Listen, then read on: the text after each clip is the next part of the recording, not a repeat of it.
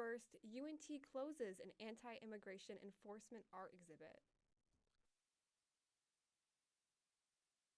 Fort Worth's Walk for Peace monks return home.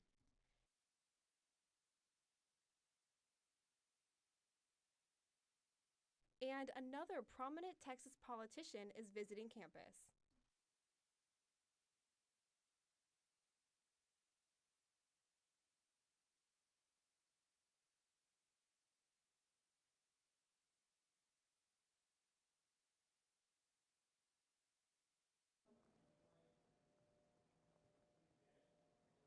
Good afternoon. Thank you for joining UNT TV News at noon. I'm Jeremiah Patterson. And I'm Gabriela Cruz. The University of North Texas has abruptly shut down an art exhibition that explored immigration, identity, and government accountability. This exhibition, Nidaki Nidaya, meaning neither from here nor from there, featured work by Mexican-American artist Victor Quiñones, better known as his handle, quote, Marca27, end quote, whose art centers on the lived experiences of immigrants in the United States of America. The show opened earlier this month at UNT's College of Visual Arts and Design, but was closed just days later without public explanation. The exhibition included sculptures from Quiñones' Ice Scream series, life-size paletas embedded with objects like handcuffs meant to critique the impacts of ICE. Quiñones says he learned about the closure through student messages after the gallery windows were covered and references to the exhibition were removed from the university's website. UNT has not issued a public statement at this time explaining the decision. The closure has sparked concern among faculty who are calling the university to reaffirm its commitment to artistic and academic freedom. For now, the question remains, and the conversation around free expression on college campuses continue. Our live shot reporter, Riley Oldenburg, has more. Riley. Thanks, Gabriella. Students at UNT joined together this morning around 9 a.m. wearing all black in protest of the cancellation. The graduate students in studio art expressed their concern for this abrupt cancellation in a letter addressed to the president of the university and the dean of the College of Visual Arts and Design. The students said the absence of transparency has compounded confusion and concern across our community. They also said that they are troubled of reports that departments may face punitive reductions or professional consequences for participating in the open exchange of ideas that defines artistic and academic practice. They said that these conditions undermine the foundational principles of higher education. The College of Visual Arts and Design faculty also voiced their concerns through a letter to the Office of the President and university leadership. They said that the cancellation directly goes against what UNT policy 06.035 says. It states that it is not the role of the university to attempt to shield individuals from ideas and opinions they find disagreeable or even offensive. That's all from me. Back to you at the desk. Thanks, Riley. 2 Georgia lawmakers are pushing new legislation aimed at blocking immigration and customs enforcement detention centers in the state. The proposals would prevent state-controlled funds from being used to establish or support ICE detention facilities and restrict the use of biometric identification by immigration agents in Georgia.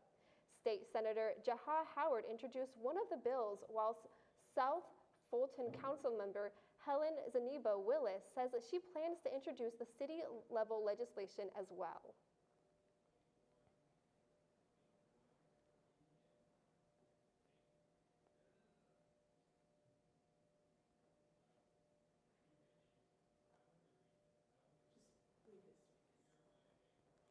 I think that groundhog was wrong, at least about the weather. That's right, Jeremiah. Hopefully our weather has warmed up after that winter storm. Let's go ahead and take a look to our weather anchor, Anna Glisson, to see what today has in store for us. Anna? Well, Valentine's Day this weekend was certainly gloomy, but thankfully those showers didn't do too much in terms of cooling off the weather we're going to be seeing. Today, the sun is shining bright over North Texas, and it's definitely giving us warmer temperatures that we're currently experiencing.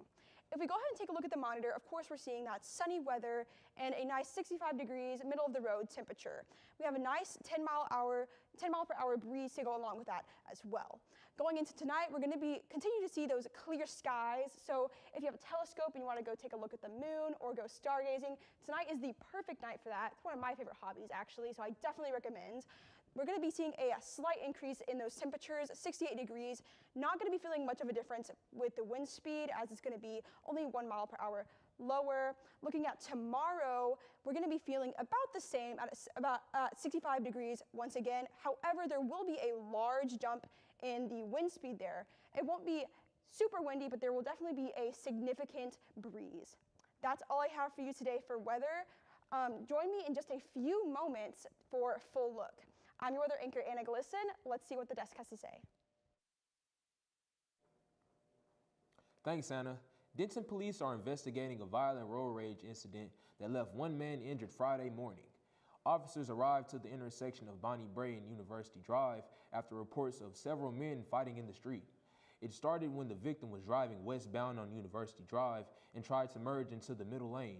He told officers the other vehicle honked and blocked him. The victim says when he rolled down his window to talk to them, work papers blew out of his car. He went to retrieve them while his young daughter remained inside the vehicle. Moments later, he heard her screaming. The victim told police when he saw the two men get out and trying to get in his vehicle. The victim was also able to describe the suspects, but could not give details about their vehicle. His daughter was not hurt. Police say the victim intends to press charges. This investigation remains ongoing. A group of Buddhist monks who walked from Fort Worth to Washington, D.C., spreading a message of peace, returned home Saturday morning. They spent a total of 108 days crossing 10 states. Thousands of people welcomed them back as they arrived.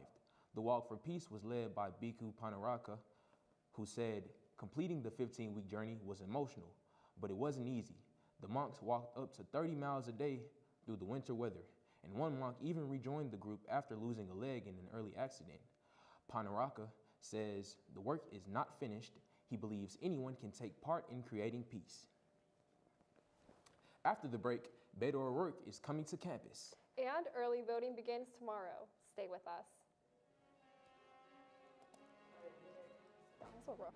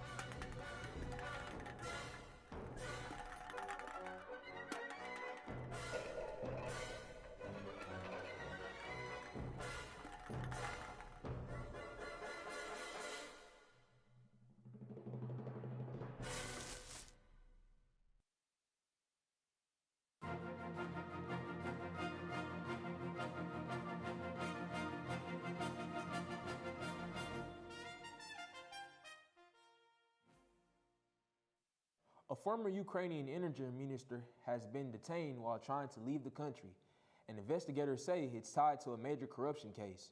Ukraine's anti-corruption bureau isn't releasing the minister's name just yet, but says the arrest is part of what they call the Midas case. Investigators believe roughly $100 million was siphoned away from state-owned businesses. The case is still unfolding, and officials say more arrests could follow. A high-profile political visit is coming to the University of North Texas. Former Texas Congressman Beto O'Rourke is scheduled to visit UNT tomorrow as a part of his, quote, Every Campus Counts, end quote, tour. This event will take place at the UNT Student Services Center and is being hosted by UNT College Democrats. It takes place in the Union Student Services Center from 11 a.m. till 4 p.m. Organizers say that the visit is aimed at engaging students in civic participation and encouraging turnout ahead of the upcoming election season. Events like these have become increasingly common on college campuses as student voters continue to play a growing role in statewide races. With early voting starting tomorrow for the Texas Senate primaries on both of the Republican and Democratic sides, political activity across the state has begun to ramp up. Voters across Texas are headed to the polls to weigh in on primary races that will ultimately determine which candidates advance to the general election later this year. Early voting gives Texans the opportunity to cast their ballots ahead of Election Day, with polling locations opened at designated sites throughout the state and here on campus at UNT. Election officials with the Texas Secretary of State are encouraging voters to check polling location, hours, and identification requirements before arriving. We saw our weather was pretty good here in Denton, and I hope that the rest of it stays good. Gabriella, I'm not too sure, but I'm sure that our weather anchor Anna Glisson would know. Anna?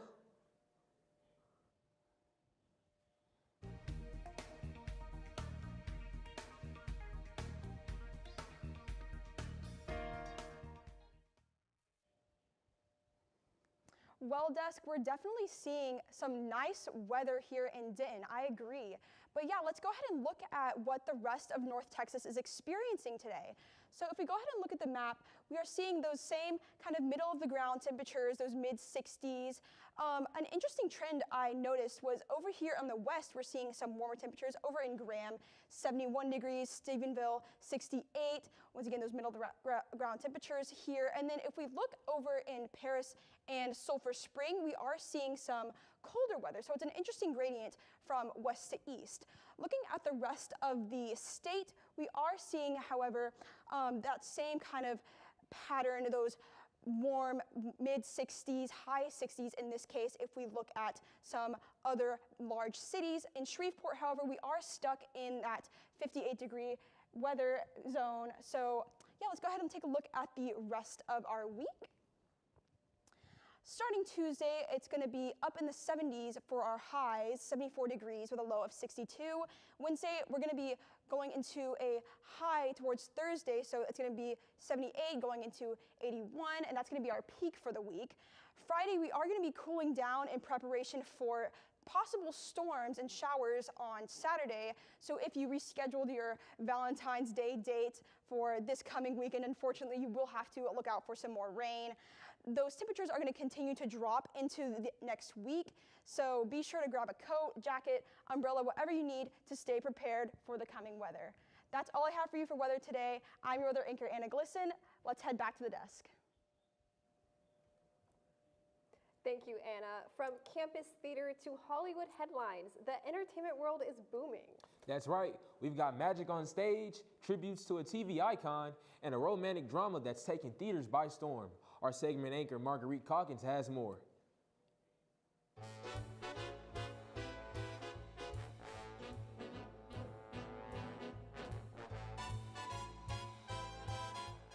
Jeremiah, the UNT Department of Dance and Theater is bringing magic, betrayal, and redemption to the stage with The Tempest, opening Thursday, February 26th at 7:30 p.m.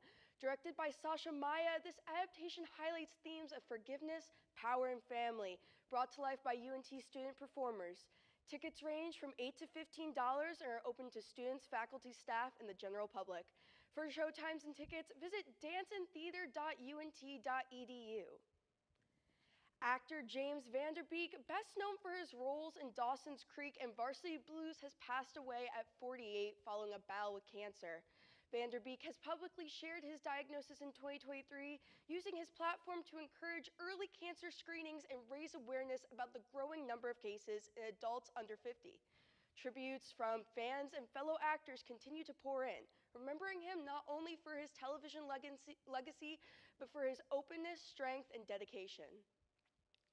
The new film Wuthering Heights is topping charts around the world, opening at #1 at the global box office with more than $80 million in ticket sales, making it the biggest new release of the year. Directed by Emerald Fennell, the movie stars Margot Robbie and Jacob Elordi as Catherine Earnshaw and Heathcliff, two star-crossed lovers whose intense relationship unfolds in 18th century England. This adaptation of Emily Bronte's classic novel has critics giving mixed reviews, but the film still draws audiences to theaters with its passionate story. That's all from me. Back to you at the desk. Thanks. Up next, prices continue rising for businesses. And the rise of sports gambling among adolescents. I'll have more for you soon. Oh, hey! What's up? Nothing much. I'm really bored. I feel like there's nothing to do. Are you kidding? The MRTS picture show is happening. The MRTS what? Come with me. Okay. It's a series of free film screenings right here on campus. And there's free popcorn. Nice. Thank you.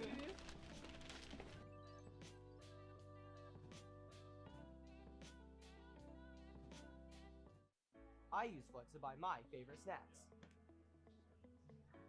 I use Flex to get me through my mornings.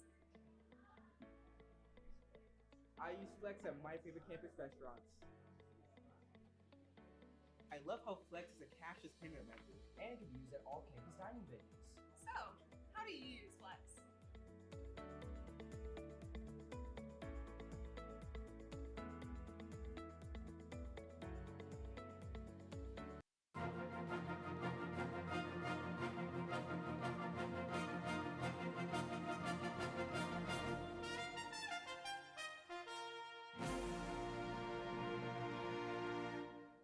It might be time to dip into those savings. Prices are continuing to creep up after a stretch of realtors keeping costs steady through the holidays. A lot of stores say that they're feeling the pressure from tariffs, and small businesses continue dealing with rising wages and higher healthcare costs on top of all of that. Many small businesses owners say that with tighter margins than bigger stores, it's tough keeping stores running. Sports betting is on the rise, especially among adolescents. I spoke with experts to find the story.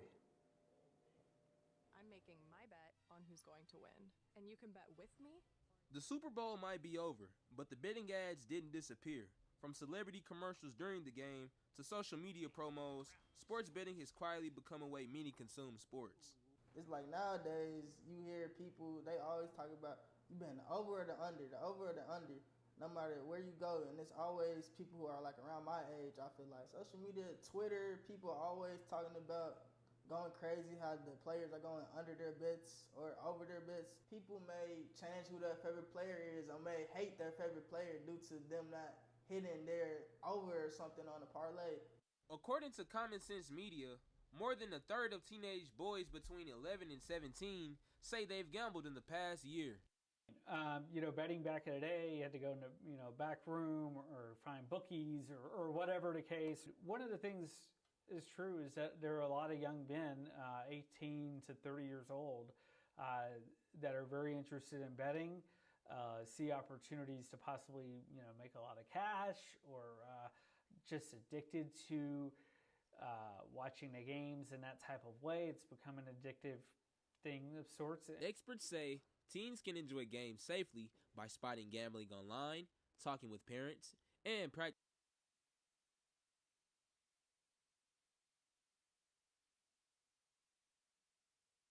Speaking of sports, what happened to Ilya Malinin's figure skating gold medal? I would really want to know, although UNT women's basketball had a good weekend too. Our sports anchor, Maria Gonzalez, has the latest. Maria? Thank you, Gabriela. I'll be back with the latest on sports in the Olympics and basketball and more after the break. Craving something fresh, flavorful, and made just for you? Look no further than Avesta, your go-to destination for a delicious, full-service dining experience. Dive into our customizable omelets, expertly crafted by our talented cook Jonathan, who guarantees every bite is perfection. All our dishes are handmade, prepared with only the freshest ingredients. Explore our assembly line where you can choose from any of our globally inspired dishes or customize your plate. It's that easy. And let's not forget dessert. Indulge your sweet tooth with treats from Clark Bakery. With convenient payment methods including card or flex, it's the perfect dining spot for any occasion. Quench your thirst with our wide selection of drinks. Just hand your drinking card to our friendly waiter and they'll bring your beverage of choice right to your table. When you're done savoring every last bite, our attentive staff will whisk away your tray. Enjoy the peaceful ambiance as you dine in, or use our takeout option for a meal on the go. Avesta.